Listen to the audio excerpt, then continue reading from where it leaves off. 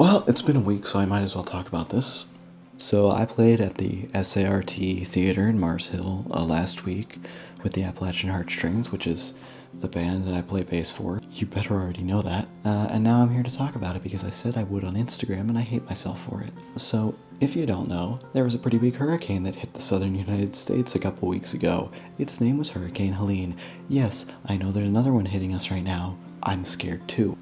But Hurricane Helene actually hit us really, really hard, specifically Madison County. And if you don't know what Madison County is, it's this.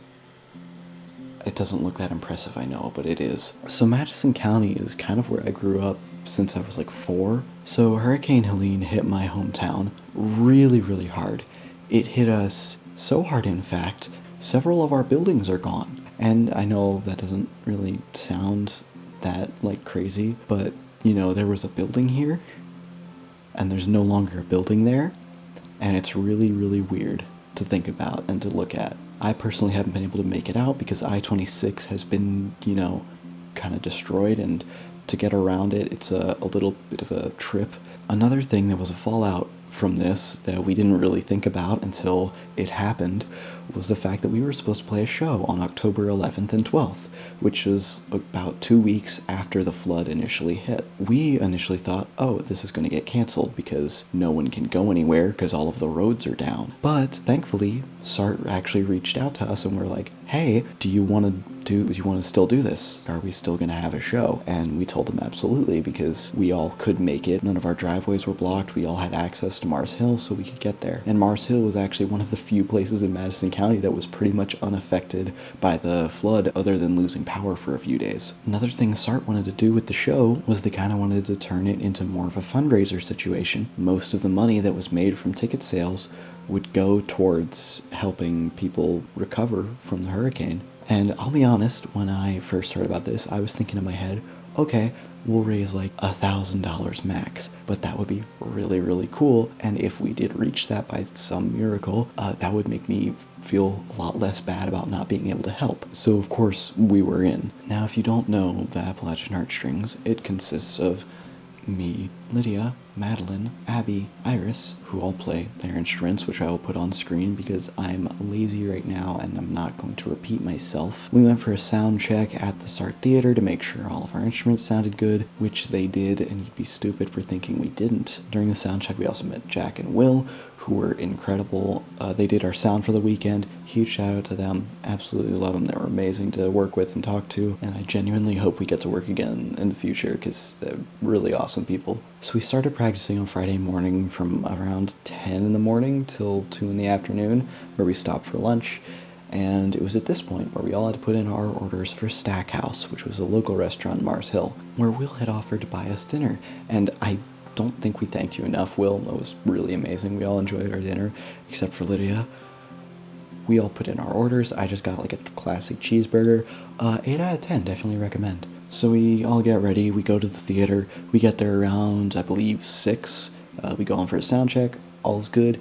We head backstage to hang out until the show starts. So the doors to the theater actually opened around 7. The show started around 7:30, so we had a good half hour before we went on and started playing, where people would, start showing up. So it was really inconvenient when I went to go set up my Instagram live stream. Shout out for those of you who showed up, by the way. And I had to walk out on stage and, set up my phone. People started clapping for me when I picked up my bass to tune it. I wasn't actually playing anything, and I thought I made that pretty obvious, judging by the fact I was the only person on stage. So I tuned the bass, set up the live stream about 10 minutes before we went on, and then went backstage. Now, I'll talk about the backstage part later in the video, because it deserves its own little section. It was a little bit of a maze to get through, and I kind of got lost for a second, but I eventually made it back and met up with everyone, where we all, filled up our water bottles, made sure our instruments that we had back there were in tune, ran through, I think, one more song everyone ran through real quick,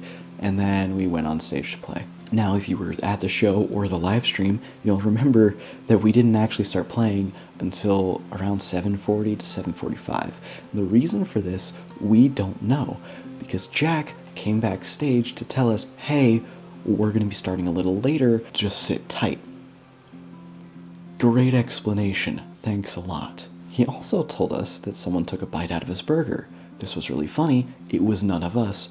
We don't know who did this either. So basically, we kind of had to sit in the wing of the stage, kind of off to the side, for a good 10 to 15 minutes, listening to the crowd we were about to go play in front of, unable to actually do anything because we couldn't go backstage to go hang out more because we had to be ready for whenever they called us on stage. But we couldn't go on stage yet because something wasn't right and it wasn't ready for us to perform. So we just kind of had to sit there for like 10 to 15 minutes, not really able to do anything. I couldn't go on my phone to calm myself down by like, talking to a friend or scrolling Instagram or anything because, my phone was on stage running a live stream and, everyone else was kind of just like talking amongst themselves. So I kind of had to sip my water and, have a panic attack until we went on stage. Now, eventually they called us to play. We went on stage, played, and had a great time, and it was awesome. I'll get into more detail about the actual performance in a minute. Now, after the show, I actually got to see a bunch of friends that I hadn't seen in a good month or so,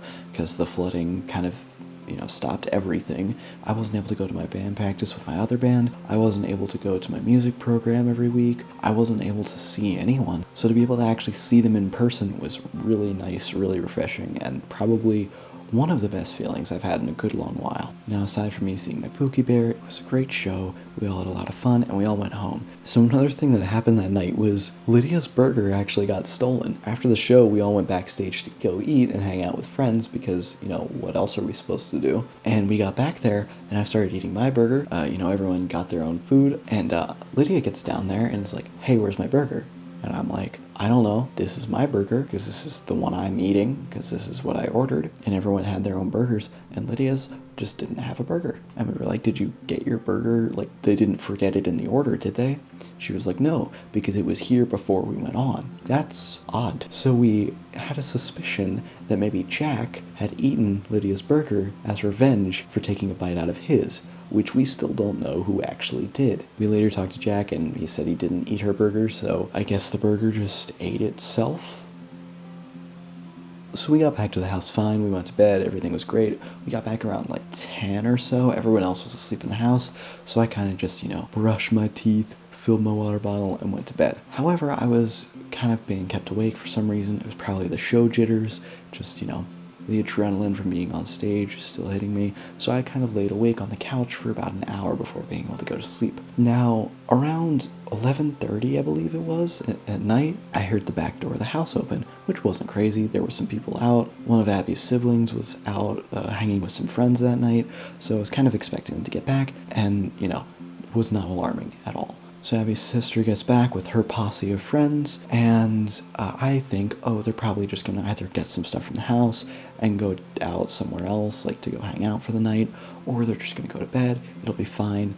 I'm sure they're not going to stay in the house and make a bunch of noise. So for the next 3 hours, I was kind of just kept awake because they were yapping their heads off in the room next to me, separated by a not insulated at all door. Constantly walking in and out of the living room. And by the time I was actually able to go to bed, it was around 2 a.m., and I was exhausted.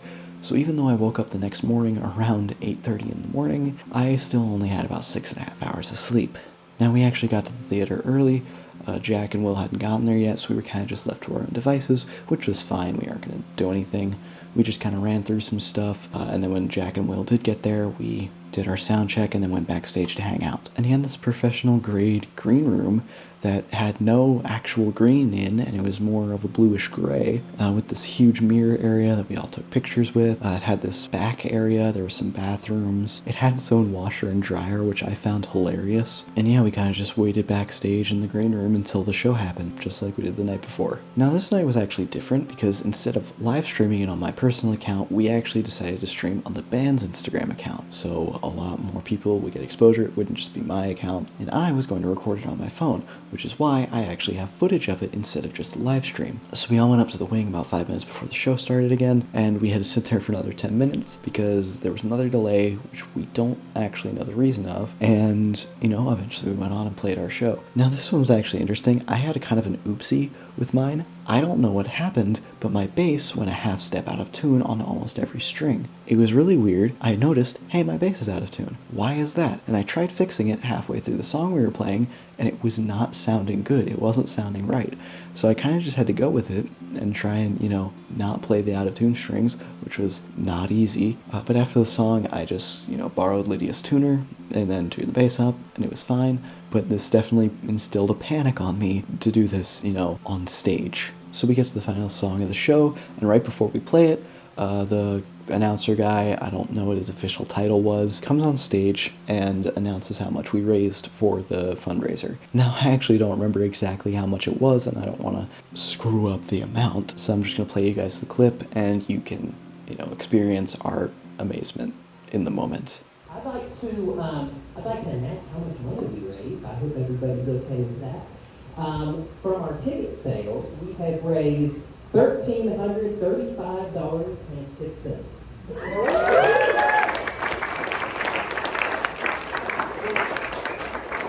From our donations passing the plate church style today and yesterday, we have raised $1,355.48. So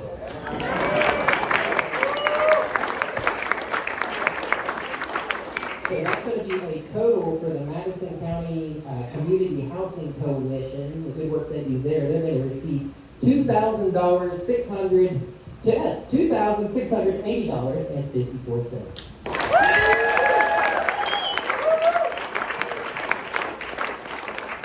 And some of you guys have chosen to sponsor meals for a family in need right here in Madison County, courtesy of Joe Lasher over at Twin Willows here in Mars Hill.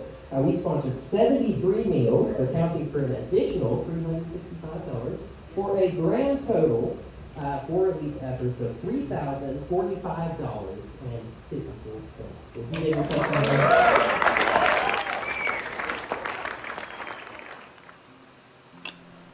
$3,000 is a lot of money. I genuinely did not expect to raise this much money. It's absolutely insane amount. And yeah, that's kind of the story of how I helped raise $3,000 for charity after a hurricane destroyed my hometown. Also, Valheim episode 2 is coming out. Don't worry, I'm just being lazy with it.